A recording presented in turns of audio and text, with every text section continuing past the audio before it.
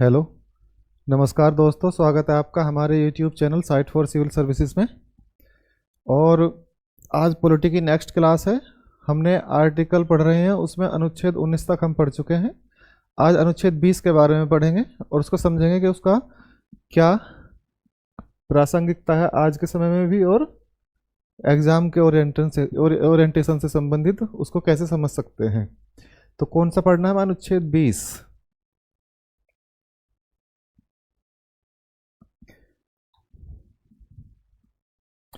तो देखिए ये क्या लिखा हुआ है, अनुच्छेद 20। इसमें लिखा हुआ है कि अपराधों के आरोपी व्यक्ति के अधिकार। क्या लिखा हुआ है? अपराधों के आरोपी व्यक्ति के अधिकार। देखिए सिंपल सी बात है, हमारे संविधान में जो सामान्य व्यक्ति हैं उनको अधिकार दिए ही गए हैं, लेकिन एक ऐसा व्यक्ति जो अपराधी है या अपराध का आरोपी है उसको भी अधिकार दिए जाते हैं। ठीक है, क्योंकि कुछ फंडामेंटल राइट्स ऐसे हैं जिनको राज्य भी नहीं समाप्त कर सकता, ऐसे ही अधिकार उनमें से अनुच्छेद 20 है। तो ये क्या लिखा हुआ है? अपराध का आरोपी। अपराधी होना और अपराध का आरोपी होना दो अलग अलग बातें हैं। देखिए, अपराधी होना और आरोपी होना दोनों ही अलग बातें हैं। आरोपी किसी को भी बनाया जा सकता है, किसी पे भी आरोप लगा के उसका अपराध का आरोपी बनाया जा सकता है, लेकिन आरोपी जो है वो अपराधी है या नहीं है, इस बात को कौन तय करेगा? इस बात को न्यायपालिका तय करती है कि ये आरोपी अपराधी है या नहीं। जब वह अपराधी हो जाता है तब उसके कुछ अधिकार खत्म हो जाते हैं, कुछ थोड़े बहुत बचते हैं, जैसे जीवन का अधिकार है, ऐसे कुछ अधिकार। ठीक है, नहीं तो जो अभी आरोपी बना हुआ है उसको भी कुछ अधिकार दिए गए हैं, जो कस्टडी में ले लिया जाता है या पुलिस के अंतर्गत जिससे पूछताछ की जाती है उसको भी अधिकार दिए गए हैं। भाई, हम किसी पर भी आरोप लगा के किसी को भी आरोपी बना सकते हैं, लेकिन क्या आरोपी हमारे कहने से वो अपराधी तो नहीं हो जाएगा ना? तो किसी को बदनाम करने के उद्देश्य से, जैसे नेताओं को इस तरीके के आरोपी बनाए जाते हैं, या कोई पर्सनैलिटी हो जो बहुत ही फेमस पर्सनैलिटी है उसको बदनाम करने के लिए आरोपी बना दिया जाता है, या किसी से अपनी पर्सनल दुश्मनी निकालने के लिए किसी पर आरोप लगा दिए जाए, इस तरीके के किसी को बदनाम करने के लिए, तो इसे कहते हैं आरोप लगाना। तो आरोपी होना और अपराधी होना दोनों अलग अलग बातें हैं। तो ये किसके अधिकार हैं? ये आरोपी के अधिकार हैं जिस पर आरोप है। तो वे क्या अधिकार हैं उसको समझते हैं। अनुच्छेद 20 में अधिकार दिए गए हैं, उसके 3 अधिकार हैं। पहला अधिकार क्या है? पहले अधिकार में बात कही गई है कि भारतीय संविधान के मूल अधिकारों वाले भाग में किसी अपराधी या किसी अपराध में बंदी व्यक्ति के लिए भी मौलिक अधिकारों का प्रावधान है। जैसे मान लिया कहीं पे झगड़ा हो जाए, ठीक है, कहीं पे झगड़ा हो जाए या मर्डर हो जाए, ठीक है, या मर्डर हो जाए या हत्या कहते हैं इसे, क्या हत्या हो जाए। ठीक, अब पुलिस को तो ये पता नहीं है कि हत्या या मर्डर किसने किया हुआ है, लेकिन पुलिस क्या करेगी? संदिग्ध व्यक्ति को पकड़ेगी। किसको पकड़ेगी? संदिग्ध व्यक्ति को। और संदिग्ध व्यक्ति का मतलब क्या है? ऐसा व्यक्ति जिस पर शक किया जा सकता है या लिंक निकलता है। पुलिस लिंक से ही पकड़ती है और पुलिस के पास और कोई चीज़ें नहीं होती, वो लिंक बनाएगी चीज़ों का और वहाँ तक पहुँचती है अपराधी तक। ठीक है, और पुलिस भगवान नहीं होती, उसको केवल यही पता लगाना होता है कि संदिग्धता से लिंक कैसे निकले। अगर अपराध से लिंक हो रहा है तो वो थोड़ा बहुत चीज़ों को यूज करके, कुछ अपने अधिकारों को यूज करके, कानूनी अधिकार जो है उससे चीज़ों को उगलवा लेती है और सच को सामने लेकर आ जाती है। ठीक है, तो जहाँ कहीं हत्या हुई है तो उसमें संदिग्ध पकड़े जाते हैं। तो ये संदिग्ध जरूरी नहीं है ये अपराधी हों। ये जो संदिग्ध हैं ये जरूरी नहीं होते कि अपराधी ही हों। ये कैसे हैं? ये एक तरीके से आरोपी है कि इन पर संदेह किया जा रहा है कि ये अपराधी हो सकते हैं, लेकिन ये तय कौन करेगा ये अपराधी है या नहीं है? इसे तय करेगी न्यायपालिका। पुलिस का काम क्या है? आरोपी को पकड़कर कहाँ ले जाना? कोर्ट में, और कोर्ट उसको उसके साथ न्याय करता है। ठीक है, अब देखिए इसमें क्या बात कही गई है कि जो बंदी व्यक्ति है, बंदी व्यक्ति कौन है? वही संदिग्ध जो व्यक्ति है, उसके मौलिक अधिकारों का प्रावधान किया गया है। तो उसके क्या मौलिक अधिकार है? तो ये अधिकार दोनों को है, नागरिकों को भी और विदेशियों को भी। चाहे वो संदिग्ध व्यक्ति नागरिक हो भारत का, चाहे फिर वो किसी और देश का नागरिक हो, भारत में रहता हो, दोनों को ही अधिकार प्राप्त हैं। तो इसके तहत कौन कौन से अधिकार हैं? 3 अधिकार हैं। तो देखिए कौन कौन से हैं। पहला कौन सा है, ये पहला अधिकार क्या है, इसको समझते हैं। किसी व्यक्ति को उस समय विद्यमान विधि के उल्लंघन के आधार पर ही दंडित किया जाएगा और दंड की मात्रा अपराध से ज़्यादा नहीं होगी उस दौरान विधि में जो उल्लेखित होगा। सिंपल सी बात कही गई है कि किसी व्यक्ति को अपराध करते समय उसके दंड में जितनी अवधि की जो उसकी सज़ा है उतना ही दिया जाएगा, अपनी तरफ से हम कुछ नहीं कहेंगे। अर्थात जैसा संवैधानिक प्रक्रिया में आपकी जो आईपीसी और सीआरपीसी में जो बातें दी गई हैं, जो अपराध दिए गए हैं, अपराध की जो प्रक्रिया है, जो अपराध किया गया है उसके आधार पर जितना दंड दिया गया है उतना ही दे सकते हैं, उससे ज़्यादा नहीं दे सकते। ठीक है, तो किसी व्यक्ति को जिस समय उसने अपराध किया है उस समय जो धारा में लिखा गया है जितना अपराध की मात्रा है या दंड की जो मात्रा है उतनी ही दी जाएगी, उससे ज़्यादा नहीं दे सकते। जैसे धारा 302 जो आईपीसी की धारा है, जो आईपीसी की धारा 302 है, ठीक है, इसको अभी चेंज कर दिया गया है। उसमें हत्या के लिए है, ठीक है, किसी का मर्डर हो जाए या हत्या हो जाए। 307 जो है वो चोट पहुंचाने की है और 306 क्या है, जो कोई व्यक्ति किसी के नाम लेटर लिख के या किसी को आप आरोपी बना के आत्महत्या कर लेता है, इस तरीके से। ठीक है, तो इसी तरीके से मान लीजिए 302 का कोई धारा के आधार पर किसी पर हत्या का आरोप है। ठीक, तो हत्या में सिद्ध हो गई जब हत्या, तो उस समय हत्या के लिए क्या है, हत्या के लिए फांसी भी हो सकती है। ठीक है, 20 वर्ष की सज़ा भी हो सकती है। ठीक है, 40 वर्ष की सज़ा भी हो सकती है, आजीवन भी हो सकता है। ठीक है, आजीवन भी हो सकता है। अब इसमें से कोई सा भी सज़ा दी जा सकती है, ये डिपेंड करेगा नेचर ऑफ क्राइम पे, कि क्राइम का नेचर क्या था। जैसे एक सामान्य हत्या हो जाती है कि वो किसी उद्देश्य से नहीं की गई थी, वो अचानक से दुर्घटना से हो जाती है, तो उसके लिए फांसी की सज़ा नहीं है। लेकिन अगर प्लान से, बिल्कुल प्लान तरीके से की गई हत्या है और बहुत ही बर्बर तरीके से की गई है, तो उस पर फांसी हो सकती है। जैसे दिसंबर 2016 की घटना है, जो दिल्ली रेप केस था, ठीक है, उसको लेकर। ठीक, तो इस तरीके से, लेकिन 12 की है शायद वो। ठीक, तो ऐसे ही वो 20 वर्ष की भी हो सकती है। इसी तरीके से जैसे मान लिया 306 है, सॉरी 307 है, और 307 में किसी के साथ झगड़ा हुआ है, ठीक है, और झगड़े में 307 में वो इस तरीके से तय होता है न्यायपालिका कि 10 वर्ष की सज़ा देती है। ठीक, और जो उस पर धाराएं दी गई हैं उसमें 10 वर्ष की सज़ा का प्रावधान है, तो कोई राज्य अपनी तरफ से उसे 20 वर्ष नहीं कर सकता, क्योंकि दंड में कितनी मात्रा दी गई है, 10 वर्ष की मात्रा दी गई है, तो इसे बढ़ाया नहीं जा सकता। ठीक, दूसरा क्या है, किसी व्यक्ति को एक ही अपराध के लिए 2 बार अभियोजन या दंडित नहीं किया जाएगा। जैसे मान लिया किसी व्यक्ति को किसी जुर्म में या किसी अपराध में 5 साल की या 10 साल की सज़ा हो जाती है, अब फिर से उस पर अभियोग चलाकर दोबारा से सज़ा नहीं दी जाएगी, ये बहुत ही सामान्य है। ठीक है, किसी भी व्यक्ति को अपने विरुद्ध गवाही देने के लिए विवश नहीं किया जाएगा। इसका मतलब क्या है कि आपका मतलब है राज्य है, राज्य किसी व्यक्ति को इस बात के लिए दबाव नहीं दे सकता कि आपने क्राइम किया है, इस बात को कबूलिए। तो राज्य का मतलब कौन है, राज्य का मतलब है पुलिस। तो राज्य का मतलब कौन है, राज्य का मतलब होता है पुलिस। तो पुलिस क्या है, पुलिस अपराधी को पकड़ेगी या आरोपी को पकड़ेगी। अब उसको पकड़ के जबरदस्ती उससे ये नहीं कबूलवाएगी कि आप कबूलिए कि आप अपराधी हैं। ठीक है, इसलिए पुलिस के सामने दी गई गवाही, इसलिए पुलिस के सामने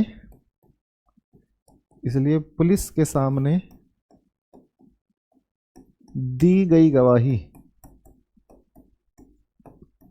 को, इसलिए पुलिस के सामने दी गई गवाही को कोर्ट नहीं मानता, कोर्ट नहीं मानता। ठीक है, कोर्ट ये समझता है, हो सकता है पुलिस के सामने उसने डर के दे दिया गया, गवाही दे दी हो कि ठीक है मैंने क्राइम किया है। भाई पुलिस अगर डंडा बजाएगी तो डर के कह देगा पिटाई से बचने के लिए। कोर्ट में अगर स्वीकार करेगा तो उस बात को अपराधी माना जा सकता है, नहीं तो उसको सबूत नहीं माना जाएगा। इसलिए पुलिस के सामने जो गवाही होती है उसको कोर्ट नहीं मानता। अब इन तीनों को सही तरीके से समझ लेते हैं।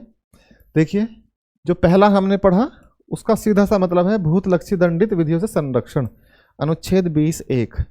क्या है वो, अनुच्छेद 20(1), जो उसमें हमने सबसे पहले पढ़ा वही है ये। दोबारा से इसको थोड़ा विस्तार से पढ़ रहे हैं तो भूत का मतलब है पुराना या पहले, पुराना कह सकते हैं या पहले कह सकते हैं। भूत का मतलब पहले, लक्ष्य मतलब लक्षित, तो पहले से लक्षित किसी अपराध पर नया कानून बनाकर दंड नहीं दिया जा सकता। तो ये क्या है, भूतलक्षी विधि से तात्पर्य ऐसी विधियों से है जिन्हें निर्माण की तारीख से पहले लागू कर दिया जाता है। तो देखिए क्या है, जैसे संसद ने वर्ष 2013 में कोई विधि पास किया है और उसे 2005 में संपन्न कार्यों या विवादों हेतु लागू कर दिया जाए, तो ऐसा नहीं किया जा सकता। ठीक है, इसे ऐसे समझिए, इसे कैसे समझेंगे, इसे ऐसे समझिए जैसे सिंपल सी बात है, जैसे मैं दिल्ली रेप केस को ही ले लेते हैं। दिल्ली रेप केस में क्या हुआ था, दिल्ली रेप केस में एक बच्चा ऐसा था जिसकी उम्र 18 वर्ष से कम थी, तो उस समय के कानून में 18 वर्ष से कम व्यक्ति को सजा नहीं दी जाती थी, उसे बाल सुधार गृह में भेजा जाता था। ठीक, फिर बाद में वर्मा कमेटी बनी और उसके आधार पर जो रिपोर्ट आई उसको घटाकर 16 वर्ष कर दिया गया। लेकिन उस समय जब अपराध किया गया था उस व्यक्ति की उम्र 18 वर्ष से कम थी, तो नया कानून जब बना तो नए कानून के आधार पर उसको सजा नहीं दी गई, उसको बाल सुधार गृह में ही भेजा गया, और जो अन्य दूसरे बालिग व्यक्ति थे उनको सजा दी गई। तो सिंपल सी बात क्या है, उसके बाद से अगर कोई ऐसा केस होता है तो उसको फिर से बालिग की जो लाइन है उससे अलग रखा जाएगा, अर्थात उसको फिर वही सजा दी जाएगी जो सामान्य अपराध के लिए सामान्य व्यक्ति को दी जाती है। तो बिल्कुल सिंपल सी बात है। तो यही बात वहाँ दिल्ली रेप केस में हुई कि उस व्यक्ति की उम्र कितनी थी, उस बच्चे की उम्र 16 वर्ष थी। ठीक है, लेकिन वो उस समय जो अपराध की उम्र थी वो क्या थी, 18 वर्ष। तो 18 वर्ष का व्यक्ति अपराध करेगा तो उसे सजा दी जाएगी, नहीं तो उसे बाल सुधार गृह में भेजा जाएगा। तो जितने भी केस लगाए गए इस व्यक्ति पर लगाए गए, क्यों, क्योंकि इसको सजा होने वाली ही नहीं थी। किसका फायदा लिया गया, अनुच्छेद 20(1) का फायदा लिया गया, और इसका यह फायदा हुआ कि उस व्यक्ति को या उस लड़के को सजा नहीं हुई। क्यों, क्योंकि 20(1) में सीधा सीधा कहा गया है कि नया कानून बनाकर पुराने अपराध पर सजा नहीं दी जा सकती। ठीक है, तो राज्य अपराध से संबंधित विधियों को भूतलक्षी प्रभाव वाला नहीं बना सकता। ये सिंपल कहा गया है कि राज्य ऐसा नहीं कर सकता। आपराधिक मामलों में निर्मित विधियां निर्माण की तिथि के बाद लागू होती हैं। आपराधिक मामलों में क्या होता है, क्या कि निर्मित विधि निर्माण की तिथि के बाद, यानी कि जब उसका निर्माण हुआ उसके बाद लागू होगी, उसे पहले से लागू नहीं कर सकते। ठीक है, जबकि सिविल मामलों में ऐसा हो सकता है कि नई विधि बनाकर पुराने केस को उसके अंडर ले लिया जाएगा। ठीक है, लेकिन आपराधिक मामलों में ऐसा नहीं होगा। ठीक है, अब देखिए आगे 20(2) को समझिए। 20(2) क्या कहता है, दोहरे दंड से संरक्षण। दोहरे दंड से संरक्षण मतलब दोबारा दंड नहीं दिया जाएगा। दोहरे दंड अमेरिकी संविधान से वर्णित है और इस अनुच्छेद के अनुसार किसी भी व्यक्ति को किसी अपराध के लिए एक बार ही दंडित किया जाएगा, दो बार नहीं, जैसे मैंने पहले ऊपर बताया अभी आपको। दोहरे दंड का आशय केवल न्यायपालिका द्वारा दिए गए दंड से है, प्रशासनिक दंड से नहीं। प्रशासनिक का मतलब है अगर क्षेत्रीय प्रशासन उसे कोई दंडित कर देता है और न्यायपालिका उसे अलग से दंड देती है तो वो दोनों लागू होंगे, लेकिन ऐसा नहीं है कि न्यायपालिका दोबारा दंडित करेगी। एक बार न्यायपालिका ने दंडित किया तो दोबारा दंडित नहीं किया जाएगा, सेम केस के लिए। ठीक है, सेम केस के लिए। ठीक, अब देखिए अनुच्छेद 20(3), जैसे एक मूवी आई थी अंधा कानून, तो अंधा कानून में क्या, यह अनुच्छेद 20(2) की बात कही गई थी कि अमिताभ बच्चन को सजा दे दी जाती है किसी व्यक्ति की हत्या के जुर्म में। ठीक है, और जब वो छूट के आता है तो देखता है कि वो व्यक्ति तो जिंदा है, तो वो उसकी हत्या कर देता है। और फिर यही बात उठती है कि अनुच्छेद 20(2) में कहा गया है कि एक दंड के लिए या एक अपराध के लिए दोबारा सजा नहीं दी जाएगी, क्योंकि उसने वो सजा काट ली है। लेकिन ऐसा व्यवहार में नहीं होगा। अगर वो व्यक्ति दोबारा से जानबूझकर कोई अपराध करता है तो उसको दंडित किया जा सकता है। ठीक है, तो देखिए अपने विरुद्ध गवाही देने से संरक्षण, ये वही तीसरी बात है कि पुलिस के सामने जो गवाही दी गई है उसे नहीं मानता कोर्ट। उसको थोड़ा विस्तार से समझिए। इस अनुच्छेद के अनुसार किसी व्यक्ति को किसी आपराधिक मामले में स्वयं के विरुद्ध गवाही देने हेतु बाध्य नहीं किया जाएगा। ठीक है, अर्थात किसी व्यक्ति को शारीरिक मानसिक रूप से प्रताड़ित कर अपराध कबूलने पर मजबूर नहीं किया जाएगा, अर्थात पुलिस जबरदस्ती नहीं कर सकती। परंतु व्यक्ति स्वेच्छा से अपने विरुद्ध गवाही दे सकता है।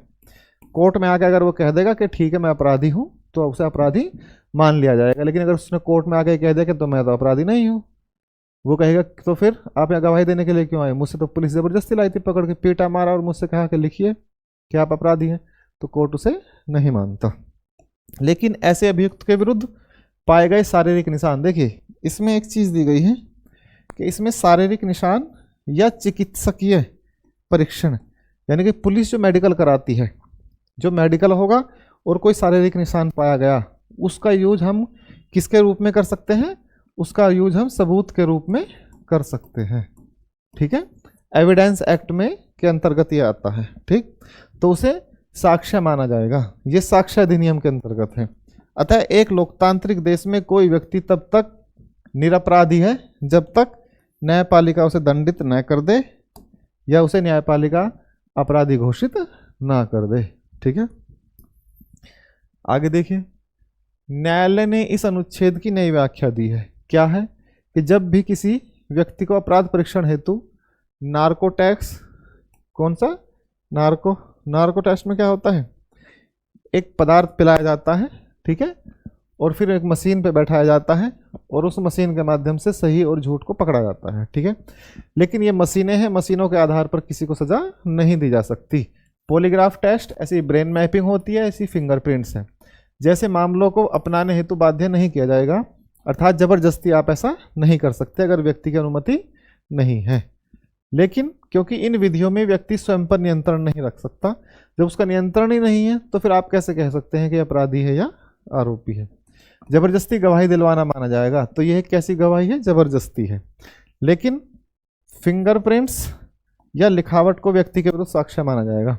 फिंगरप्रिंट्स ठीक है, आपने कहीं किसी व्यक्ति ने कहीं अपराध कर दिया, वहाँ पे फिंगरप्रिंट्स पाए गए थे, तो आप जो व्यक्ति आरोपी है उसके फिंगरप्रिंट्स में ला के देख सकती है पुलिस। ठीक है, या कोई ऐसी लिखावट है उसको साक्ष्य माना जाएगा, उसे व्यक्ति के विरुद्ध माना जाएगा। ठीक है, तो इस प्रकार से अनुच्छेद 20 समाप्त होता है।